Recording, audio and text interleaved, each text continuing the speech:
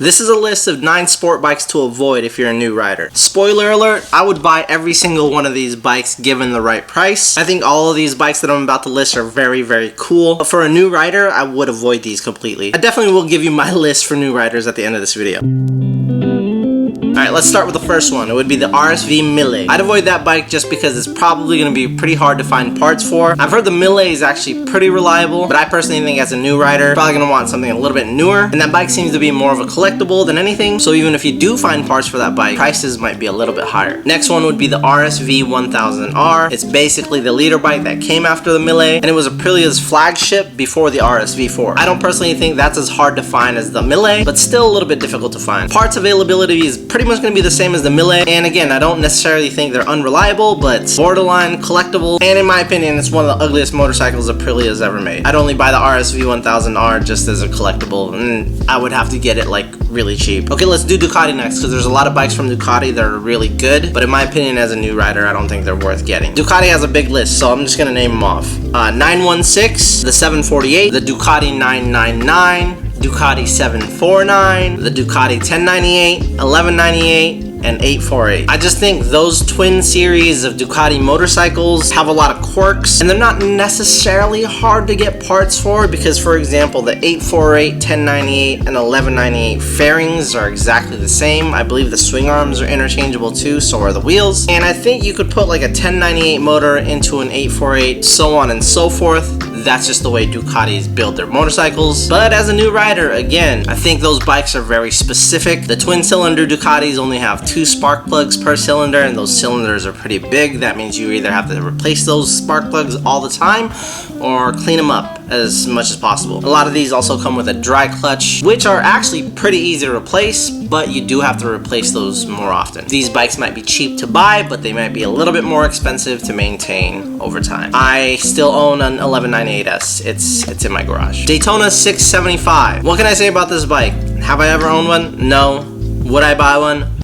Only if it's really cheap. I've heard good and bad things about it. Reliability is one of the bad things that I heard about it. Mid-range is a great thing I heard about it. Excellent for the street, but personally for a new rider, it's too much of a mixed bag. If you've been riding a couple years and you want to try the 675, I think it's great to try, but I don't think you'd want that as the first bike, to be honest. They stopped making them and there's not a lot of them around, and when you do find one, you may want to reach out to somebody who knows about the Daytonas. The Daytona 675 seems to be very popular. A lot of people like the styling, some people like the sound of it, some people like that it's different, but again, I think that bike is just a little too niche, especially for a new rider. Let's do Kawasaki. These two motorcycles I know nothing about, but again, if I could score them really cheap, which it seems like they're going for pretty cheap, I would probably get one just to try out. That's the ZX7R and the ZX12R. These two motorcycles are a little bit retro or old school looking. The ZX7R has that dual headlight, weird color, really bright green, biker boys looking scheme.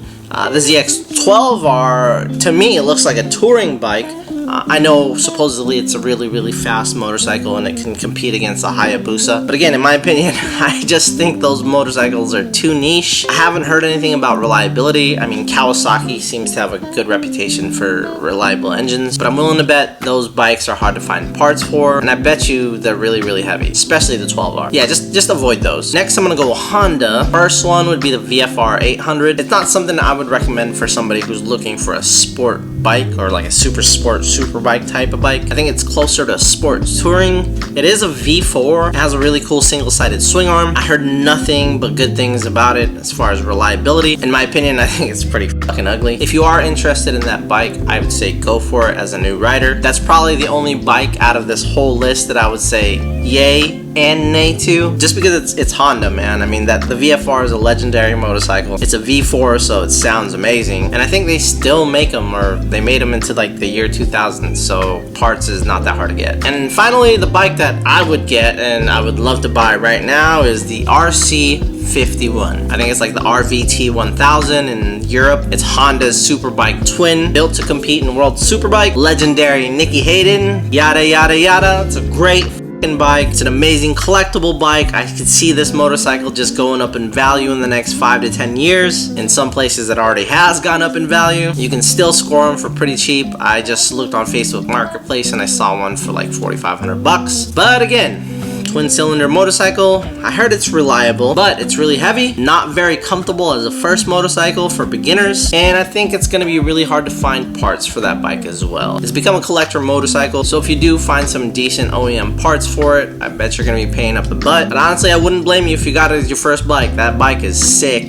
I love it. So which bikes do I recommend for new riders? Well, it's pretty simple. I would say any 600cc that's 4-cylinder and Japanese. So we're talking the Hondas, any of the CBRs, the F4s, F4Is, the 600RRs. I'd say any year of the Yamaha R6. You definitely can't go wrong with a good old ZX6R, even the really ugly 07, 08 versions. And of course, the good old GSXR 600. There's a reason the Gixxer is synonymous with squids, because I think the GSXR was made for new riders. Ergonomics are great, power delivery is great, super lightweight. Everybody and their grandma has a Gixxer, so you can get parts all day long. And with a huge aftermarket and used OEM availability of parts, Gixxer parts are freaking cheap, man. If there was ever a perfect sport bike for new riders, it would be the Gixxer 600, hands down, all day long, even on a leap year. Anyway, that's my spiel. If you like this video, don't forget to subscribe. If you're interested in joining the membership, there's members only videos starting the month of February, members only live starting the month of February.